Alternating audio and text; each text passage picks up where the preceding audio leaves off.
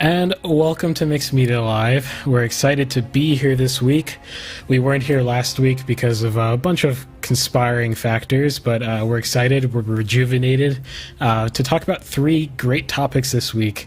And those are going to be about surviving a recession / inflation, about the golden era of music in Hollywood, and also about how to entice new gamers better in the gaming industry. I'm one of the co-hosts, Nathan Nestor. I'm a media entrepreneur. I own a company called Ariella Productions. It's a film and media company, and I'll pass you over to Ben to introduce himself. Hi, I'm Ben Costello. I'm a flutist and a media composer. And Nathan? Hey, I'm Nathan. I'm a 3D modeler and programmer on games. Yeah, and so we're Mixed Media. We're here every Friday at 7 p.m. Every Friday, barring anything catastrophic. And we like to talk about film, gaming, music, anything art-related, honestly, whether it's philosophy or business or whatever. And yeah, we just like to share that conversation with you. That's why we go live. So if you're live right now, if you chat, you'll be part of the conversation. And in fact, I've got a cool perk for you if you ask for it now or during the live stream at all. If you just type that you want whiteboard access, over to the right of the screen, there is a beautiful whiteboard. Hello.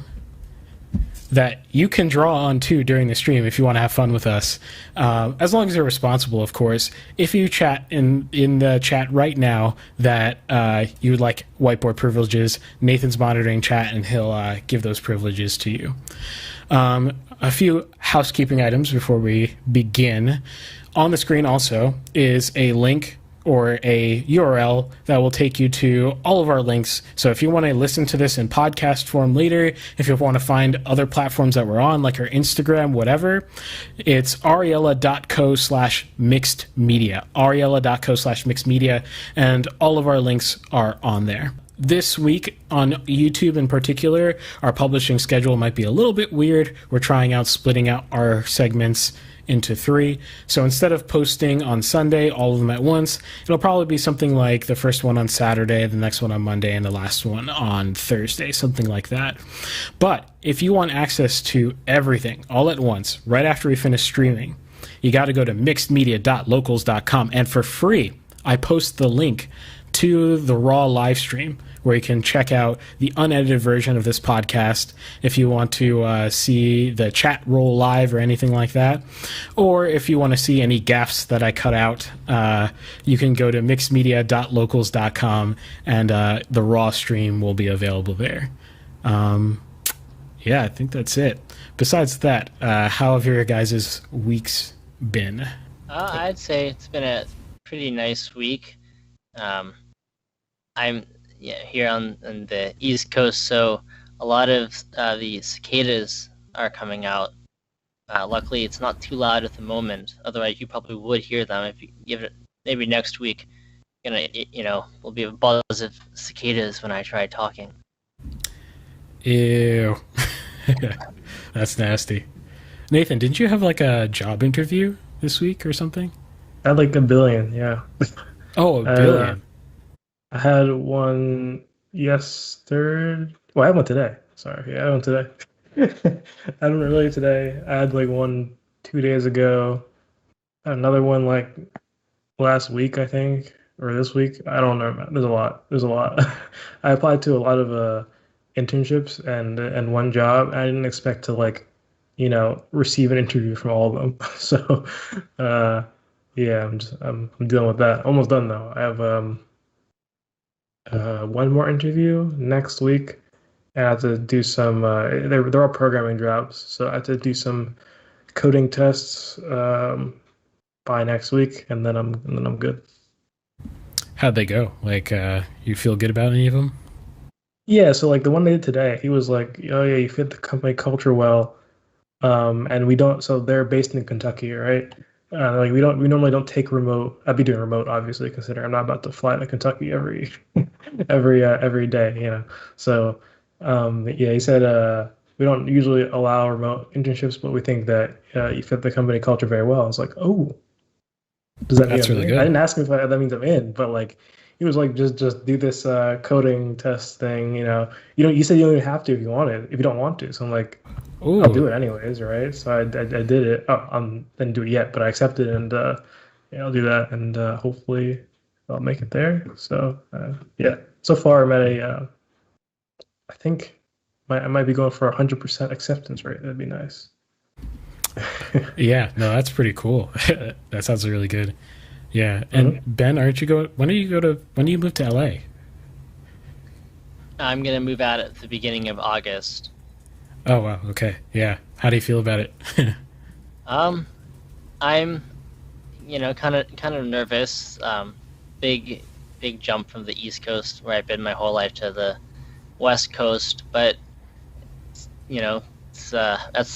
it's still the center of a lot of what I want to do. The film, media, music world. So Yeah, cool. Yeah, it's exciting. For me, I'm about to launch a new business venture into real estate marketing, so I'm really excited about that. And I'm wrapping up, or I just finished a rough cut for a web series of the first episode of that web series in terms of the picture edit. And director is really happy with it. So when director's happy, I'm happy. So it's been a good week, I think. Um, and yeah, I guess I'll just hop into my topic. I think we've got a few people watching, and if you're watching, just a reminder that if you comment, we're monitoring chat, and so if you have anything to say about anything at all, have disagree, agree, or have any questions, especially when it comes to what I'm going to talk about, if you have any personalized questions, then just comment in the chat. Nathan is monitoring chat. I'll try my best to monitor chat as well, and we'll incorporate you into the podcast. My topic is about how games are currently, or this generalization, not all games, but some games are currently lacking in terms of any sort of tutorial or some means of easing in non-regular gamers into their game, uh, because games oftentimes have an unspoken language that sort of uh, assume that you know what it is, as if you've played other games before. So I got this idea as a topic from watching a video called "What Games Are Like for Someone Who Doesn't Play Games." It's a very good video. I'll send a link in the chat. It's by a YouTuber named Razbuten. Um, and essentially what he does is he asks his wife to play a game for him, and then he notices that she was struggling because she's not a gamer. So he goes and does an informal study where he basically shows her a bunch of games, and he refuses to help her on any single parts, and he just watches her play the game and watches her struggle, whatever, with the games. He ranges from very casual games like Super Mario Bros. To very hardcore games like Dark Souls. So yeah, let me first go over his takeaway. So his takeaway is that there are not good tutorials or any tutorials at all for non-gamers in a lot of games. So as I said before, there's a sort of unspoken language to games. So for example, if I showed a red bar on screen, the average gamer would be like, "Well, that's a health bar." If you show a blue bar, that's a stamina or mana bar. If you show a red rectangle to a random person, they're gonna have no idea what that is if they're not not a gamer. This is part of the unspoken language. There's also the unspoken controls. So when you start a game, you know that you use WASD if you're right-handed, or the arrow keys, or sorry, use IJKL if you're left-handed. That's what it is, to move around in games. A lot of games don't tell you this because this is such a standard thing that if you played any other game, you probably already know this. But for someone who doesn't, say a child or just somebody who has avoided playing any video games throughout their entire life, they're going to have no idea unless you tell them. Similar things for like using shift to sprint, control to crouch, unless it's Minecraft, in which case it's the opposite for, I don't know why, but space to jump and use your mouse to look around. I found it quite funny that some of the things we often don't think about, like moving your mouse to look around, is something that someone might not pick up on, like his wife, the dude from the video. She just tried to play Portal 2. So the Portal 2, or I think it's Portal 1 actually. The Portal 1 tutorial did tell her, yeah, WASD is to walk around, but it didn't tell her to use her mouse. So she was just trying to get around without ever looking anywhere, other than straight, because there's no way to know how you're supposed to actually look around without, being curious and trying different things. And I think he actually had to tell her at some point that that's how you do it, because she just was not going to progress otherwise. Um, Another thing he noticed is that games may accidentally teach you the wrong lessons. So, for example, in the 2D platformer Celeste, there's one of the main mechanics is dashing. So you can dash midair, and it just essentially sends you in whatever direction you choose, depending on what buttons you're pressing. It just sends you in that direction in a fast way, I guess. This is required to solve many of the jumping puzzles that the game throws at you. And so one of the wrong lessons she was taught was that you can only dash upwards, because she did it once and then she figured, oh, so I can only do that upwards and I can't do that in any other direction, because it's just the way it worked the one time. um, and the last takeaway that he made was that non-gamers often try to apply real world logic in a world that does not follow the same rules we do. So, for example, the common concept of invisible walls. So in games, obviously, you can't design the entire Earth as your map, because that's a lot of work. You can't even do a city. You maybe a city block, for example. Oh, you can do a city, but like small, probably.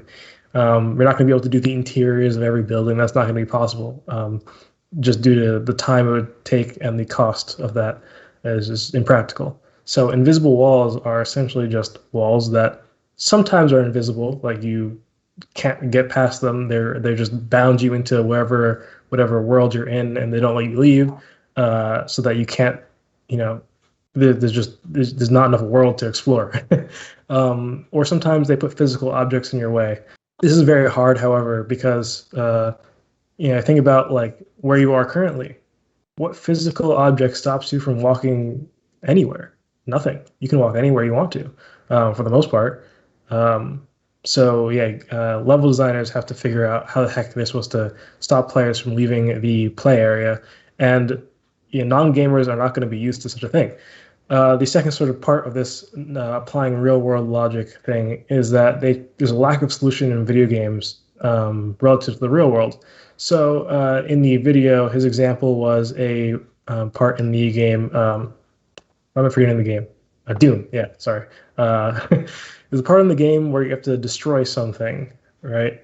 Some like object thing. And what you're supposed to do is you're supposed to walk up to it and you press some button, and then the character does some animation where I think he like grabs onto it and rips a piece of it out and it destroys whatever thing they're trying to destroy, right?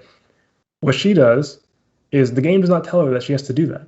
So, but the thing is, there's a waypoint on the thing that's meant to be destroyed, which is a common, gamer thing, as in you should just go there and see what happens.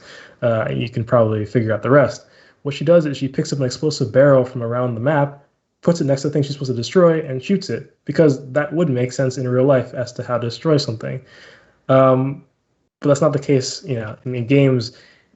Things only work as you program them. If you do not program the thing to get destroyed, when you put an explosive barrel next to it, it won't happen. So I have some extra takeaways from this video. One thing I realized is that settings are probably not something that new gamers understand, specifically graphics settings. One of the biggest turnoffs to not being able to participate in the gaming industry is that you don't have a computer powerful enough to run whatever game you're trying to run. But you can always turn on the settings to make it more playable. If players can't figure this out in the first place, you're curbing your player base massively if they don't know what any of these things mean in the settings. For example, I remember some years ago I played a game called Savarium with a friend, and he was trying to fix this problem where he had black borders on his screen. I know what the problem is. His resolution set wrong. What he tried to do was, I think I said something about resolution and he didn't understand quite well. So there's a slider that said resolution scaling, and he slid it down. That makes your game very pixelated. Does not fix the black borders. So I know Ubisoft does settings, probably the best settings I've ever seen. They explain what every setting does. They explain what anti-aliasing. They explain what resolution is. They explain what the different texture quality settings are. They explain what do you call that? The thing where you make corners darker. I can't remember. Ambient occlusion. Ambient occlusion, stuff like that. I'll explain how that works. Yeah, so that's the sort of takeaway I took from that, and that the games industry is unforgiving to new players. The only way you'll ever figure this stuff out is if you just try it a lot and a lot, and you eventually figure this thing out, or if you look it up, or if you have a friend who's guiding you through it. So, of course, knowing the problems is not enough. You have to also figure out the solutions. So, what I think needs to be done is first and foremost, the easiest step you could possibly take to solve half this problem is to make tutorials that don't assume anything about the player. So they don't assume you've played a game before. They don't assume that you've played anything in the genre or anything at all on a computer. So that from the ground up, they teach you how to walk, how to look around. This doesn't. I understand that this is a small problem because some games are highly immersive and don't like the idea of shoving UI on you that sort of take you out from the world and make you feel like you're in a game. And that's not, you don't want to, sometimes you don't want to feel like you're in a game. So what they'll do is they'll remove a lot of the tutorial elements so they don't have to show you that kind of thing. But I think what you can do is you can just put that before the game actually starts. You don't need to try it out like WASD while you're playing. You can just have a little thing that says, hey, before you start the game, just so you know, WASD is how you move, mouse is how you look around, and yeah, that's that. It's interesting because when I started gaming back in the day, when people would review games, people would actually complain about how long tutorials were because they're like, everyone knows how to like move around by now. Like everyone knows, like, why are we bogging down the intro to the game? And often they weren't skippable, which I think was like the biggest problem. Like you couldn't just like go past the tutorial stage because they would also integrate like game mechanics into the same like stuff as like WASD to move, mouse to look, if you know what I mean. So maybe there's like a different way to do it where like you have different tutorials for different kinds of people or something like that. Yeah, I know there are games that ask you, how experienced are you at this genre? So they'll ask about the genre because knowing thing about one genre is not going to translate. Like knowing something about playing fighting games all your life is not going to translate to a racing game at all. You're going to have very few overlap in the sort of symbolic game language that's going on. Yeah, so there are certain games that I've played that have asked, how experienced are you at this type of game? And they'll have like maybe three options like, oh yeah, I played this game before, this maybe I literally know this game before, or like I've never even touched anything like it. That's good. I do get the problem where you have gameplay mechanics integrated into the tutorial level, so you have to, and it's part of the story perhaps, so you have to do it. I think you have to be more clever about it. That's just it. You just have to figure it out. You have to make a way that it's either skippable, like you can just go around it entirely, or you need a way that you can do it fast, right? For example, WASD is going to be super fast for someone who's played a game before, but it might take a moment for someone who hasn't played a game before. That's fine. These simple things don't require a lot of preparation, stuff like that. There are certain games that will lock you into tutorials I don't get, like Rocket League. They added a tutorial, so if you download the game now and try to play it, you can't skip the tutorial, which doesn't really make any sense considering if maybe you didn't own it before, but you played it at someone else's house or something like that. Well, why can't you skip it? Why isn't the player's option? Just let the just let if they think they're good enough, they're more experienced enough in the game, let them play the game. If not, then have a button that lets them play the tutorial again so that they can figure it out. If they skip it and they realize I shouldn't have done that, they can just do it. So yeah, that's my answer to tutorials being too long. Yeah, as for the wrong lessons sort of thing, games need to once again be more clever and construct levels in a way that makes the wrong lessons less likely to happen. So I think the way to do this is to require players to use a skill correctly in a diverse way multiple times in practice. So this is like, you wouldn't expect like a new piano player to start playing like Frédéric Chopin like immediately, right? You would give them the smaller things first. This is the sort of idea behind a four-stage level design, which is essentially where the first step is that you introduce a mechanic. I believe the second step is that you have the player practice that mechanic in a zero-stake environment. These two steps are the most important part.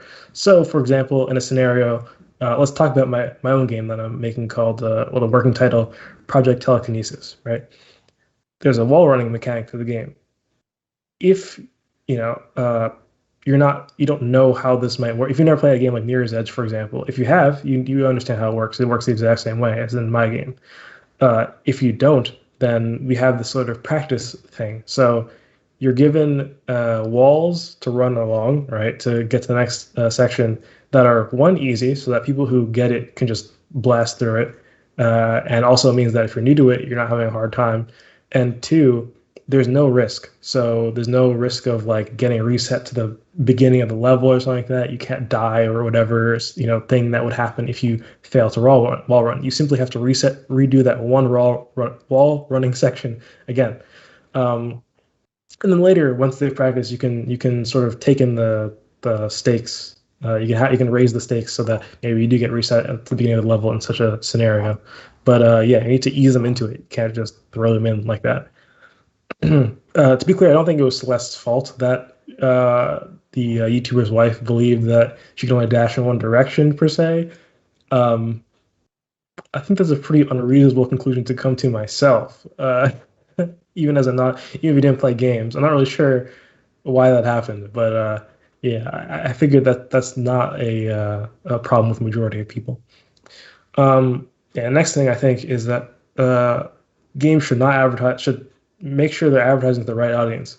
You don't want to be advertising to an audience of a skill level that's not yours. So let's take the case of any game made by Paradox Interactive, not to be confused with Paradox, the publisher, which owned Paradox Interactive.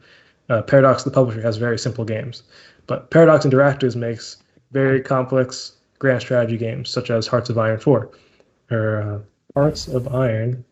We're on 4. I don't know why I thought we're on 5. Okay, yeah, Hearts of Iron 4. That game, I would not recommend that to any person who's never played a game before. Even if someone's played a few games before, I would not recommend that game. It's an entirely different beast than the normal game. And one of the things is that it has a lot of that game logic that doesn't apply to the real world at all. Like, some things I'm like, why? I actually don't even get why I can't do this. Even in terms of making a good game, it doesn't quite make sense to me. But yeah, don't advertise to the wrong players. Don't advertise to just generic players. Make sure if you're making a game like Hearts of Iron 4, you're advertising to the hardcore, like, I've played a game many times before audience. And make sure it's the right genre too.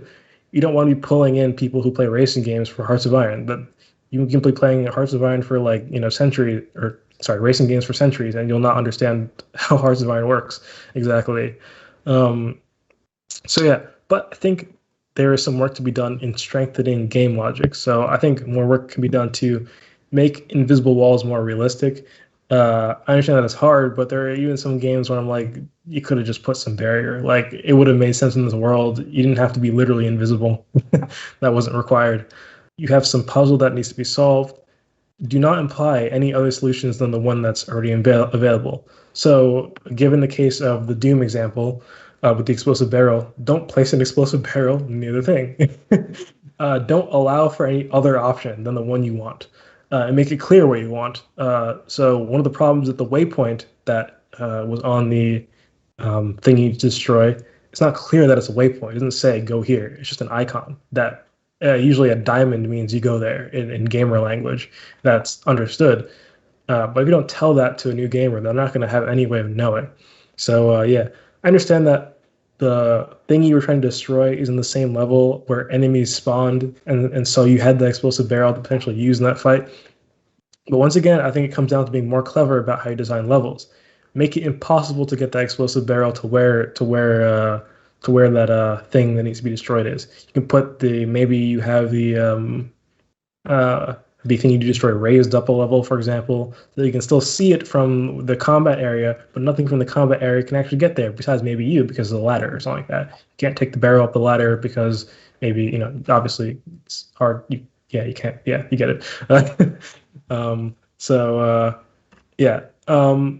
I think there's a question to be asked about whether self-discovery is okay.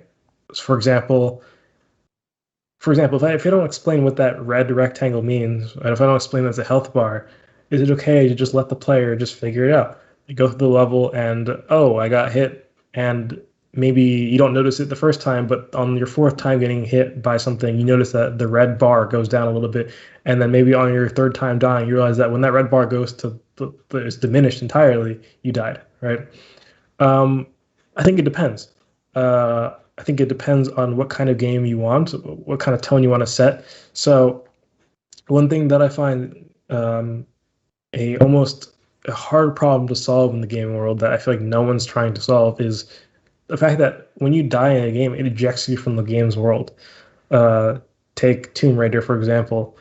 You like some of the deaths are quite brutal. Like you fall like, very, very far into like some like waterfall. And you just kind of respawn and it's like, oh, that tension's just lost. You're in some combat zone or something like that, and you're just back like in some safe zone. And it's like, well, that just feels off. I feel like games like Tomb Raider should mitigate the useless deaths, the deaths that like that, and that so they should tell you this is what the health bar is, right? Or actually, Tomb Raider doesn't have a health bar. I'm pretty sure you just die after a certain amount of hits that you can actually see. But that's besides the point. But in a game like Mario, for example, doesn't matter. I think you can let them figure it out. The health bar. Well, Mario doesn't have a health bar either. Okay, these are bad examples. But in a game that did have a health bar, that is like Mario, I think you can let the player figure it out. Or maybe tell them if they maybe after a certain point you just tell them. But I still don't see. I don't know. What do you guys think? I still don't see the problem with just telling them up front. Yeah, I mean, you don't have to explain what a health bar is necessarily. Just have like an arrow say, "This is the health bar." Yeah. Like at least do that. I feel like does that cost you anything? I don't know. I mean, I don't think it would be that obtrusive if you just did that. Yeah, I think the only cases where it could be seen as a problem would be in games that are trying to fully immerse you and they don't want to like have that narrator exist in their world or something like that. But wouldn't a health bar like break that immersion anyway? That is true. That is true. Maybe it's worth at the beginning just piling on all the immersion breaking things and you never have them again. You say, here's the health bar, here's everything, and then you just don't do it. You never do it again. And then they're just locked into the world and everything's good. I think that would work. This is an image taken from the game Destiny 2. So to give context, this is a shooter. If you play shooters, you might understand what you're looking at. If you haven't, you have no idea what this is. So these are just numbers floating. They don't tell you anything about what they are. I haven't played Destiny 2, so I don't know if they tell you at some early point what they are. I highly doubt they tell you what these numbers mean.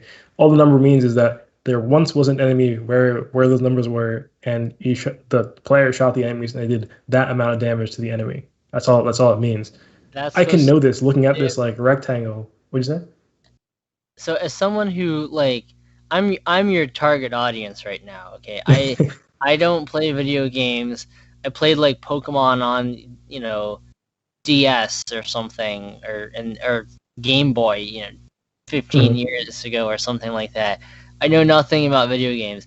To me, that is not intuitive. I have no idea what that means. Yeah, it's just some like ground and some numbers. Like it's not going to tell you anything. Yet, as an FPS player, I can pretty well understand, especially someone with Destiny 2, and knowing the type of game it is, even though I've never really seen much gameplay.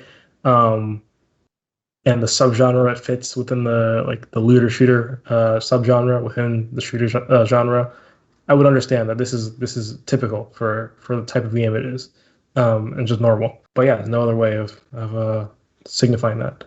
Interestingly enough, like in my early gamer days, I like remember like for the first time coming across the game that had this like visual UI thing and absolutely having no idea what it meant. Like these numbers, I was like, look at that.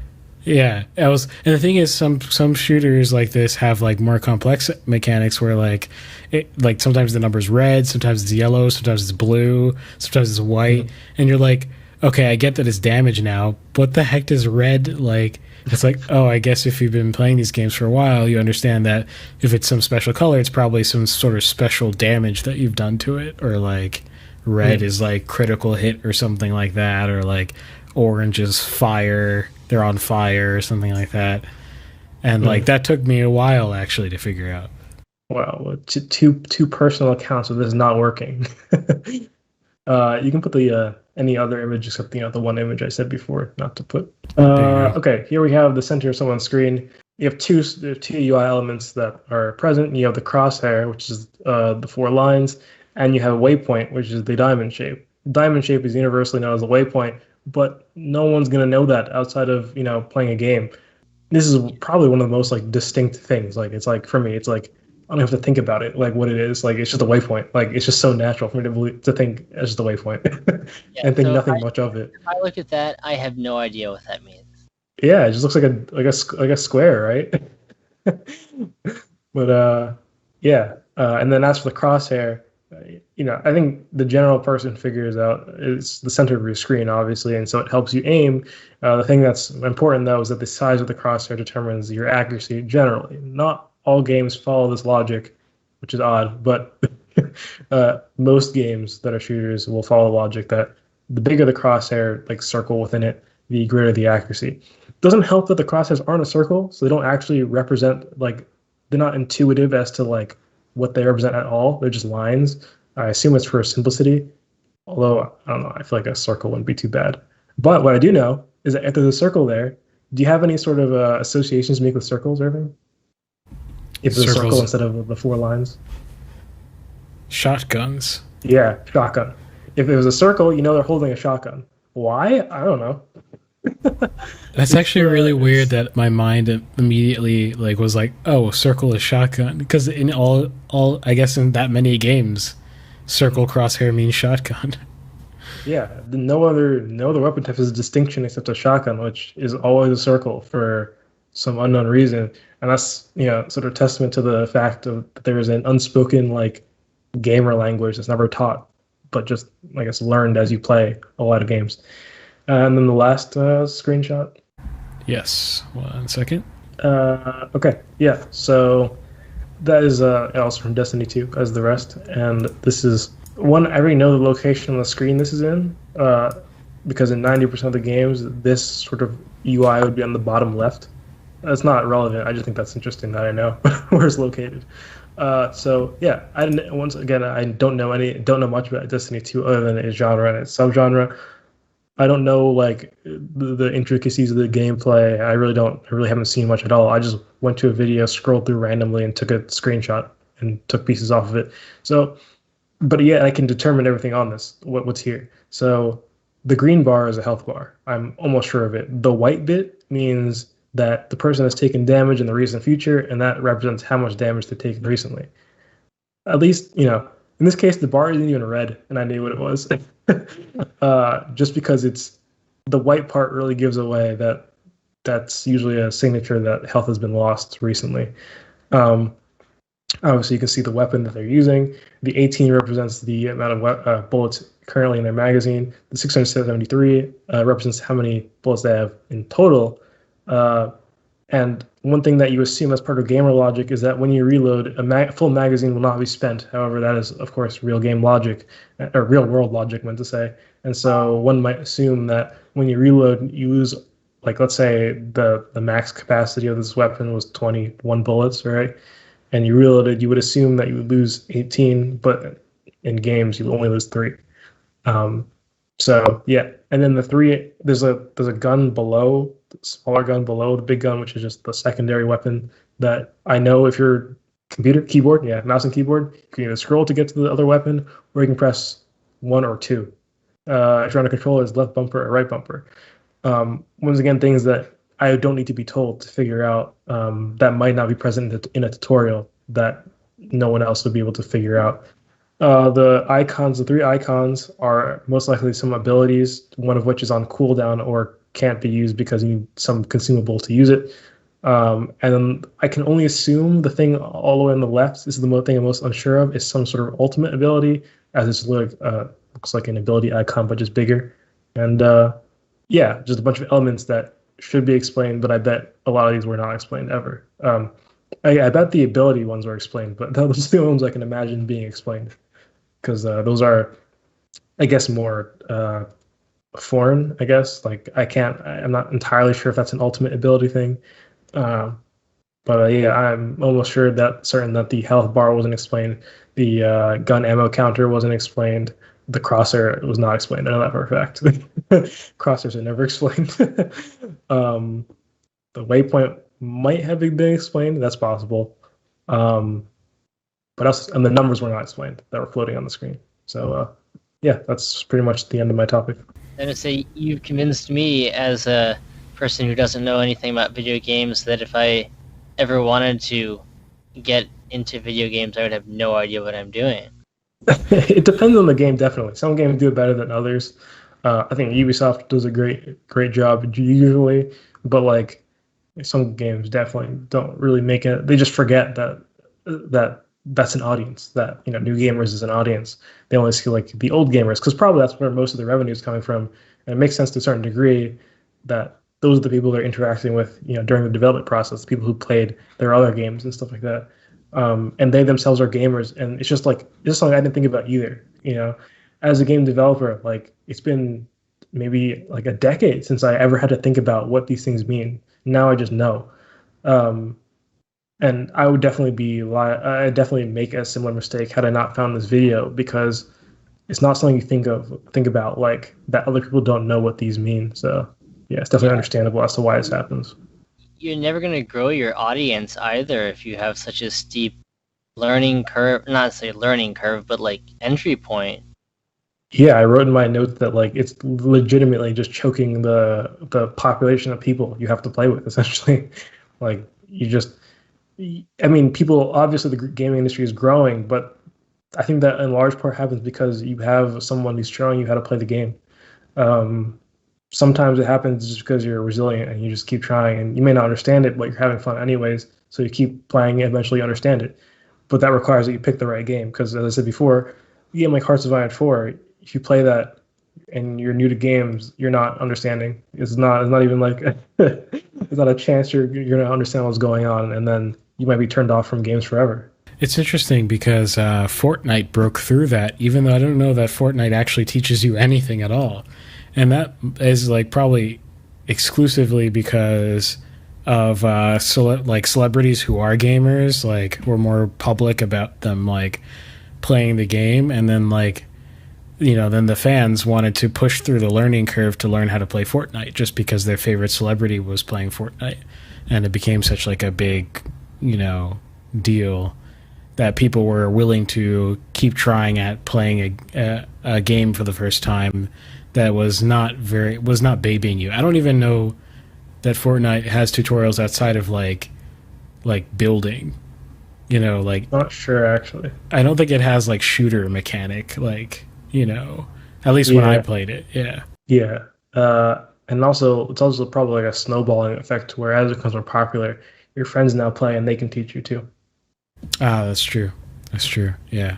And then there's so many YouTube videos at that point, at that level of popularity, that you can look it up. But it's a shame that there's not even that wall to begin with, It's like, seems just like free money. I feel like a lot of things we talk about are like, why don't you just do this? This is free money.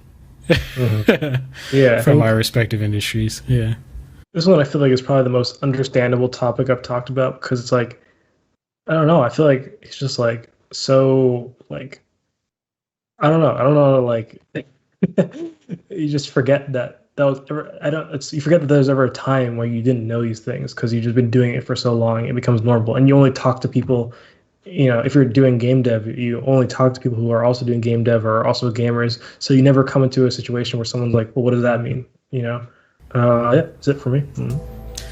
So we've gone 2.5 hours. That is like pretty much entirely my fault. And I am so sorry for that. But luckily, this is the first week we decided to split into 3 parts. So if you are listening to this, what I'll probably do is I'll probably duplicate or triplicate, however you say it, the intro and conclusion onto each of the bits. And so you can watch whatever you're interested in. And if you like that, if you like the fact that we split it into 3 different parts, give us a comment down below so that we know to keep doing that. If you prefer them all in one dosage, one package, rip me in editing it all in one night, but you know, I'll do it for you if you really want me to. The next best thing you could do if you really enjoy this conversation, hit the like button if you're on YouTube, or follow us if you're on Twitch, or subscribe if you're on YouTube. You can see the growth that's happening here. We're slowly upgrading the show, and really what we'd really appreciate is just a little bit of love so that we can continue going, because we really love talking about these topics, and Mixed Media is all about keeping art alive through conversation. With that, anything else you want to talk about?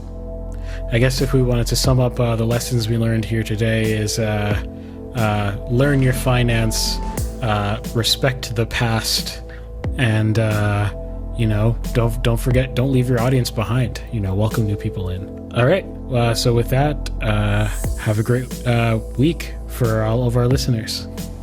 Yeah, thank you for listening. See you next week.